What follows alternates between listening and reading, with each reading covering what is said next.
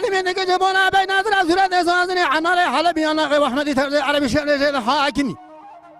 ذيك بيرو بادر جال بكرة نجم الراكم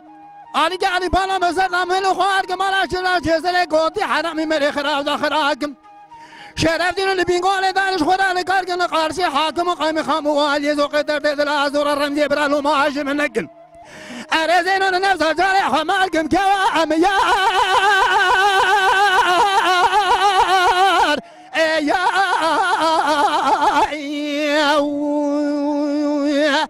هيلا ظالمي زوجنا نزلوا بندنا ديار بكر بلندم ادنا بنملا اخلي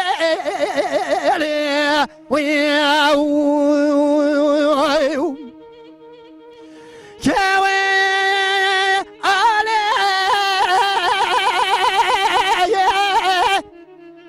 هلا مال خرابه ضرابه مال بابه دخرابه خل حين مال ثمله دنيا على قاد مال بني هلا ظالم زوج لنا خلا رجم ولا رنج شبات لنا الو عالم لنا كوش بكرنا ابو دنجي ادرا بدرس جوا قوض المحبات اللي خو بما بربد باشا قال الولاد مثل عليك جا زنجي اريك صبر باطل الرزن نزان تصبر على بربي اخر دلي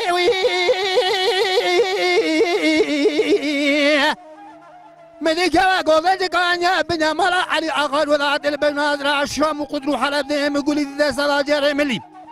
ادرا بسلام الخلا قردنا دم يقول يا احمد الترد عربي الشام حاكم فيك عمري من حفتي حجده صالبه ذهب بابا من اخور طق شهر صالي ازهات من نزر قنا ابي اولي اجا اميا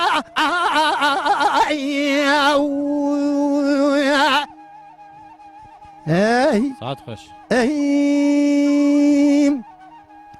كاوي علي هنا ما الخرابي ضرابي بين الاوقام درج ضربي شناري أدر درس وبخصوصنا قسمنا القرآن جبونا بين ناظر أبي الناغي وأحمد ترد عربي شرنج حاكم الله وكيجن بوامل قنديوه كان سرق وبلا لسيطرة من نار بدنجي عيد آزام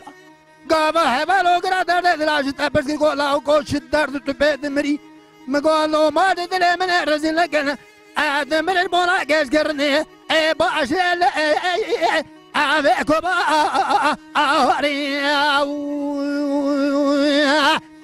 هيلا ظالمي زودنا لسلو بدنا ديار بكر بلند تسبرات اليمني أما تنابلم آخر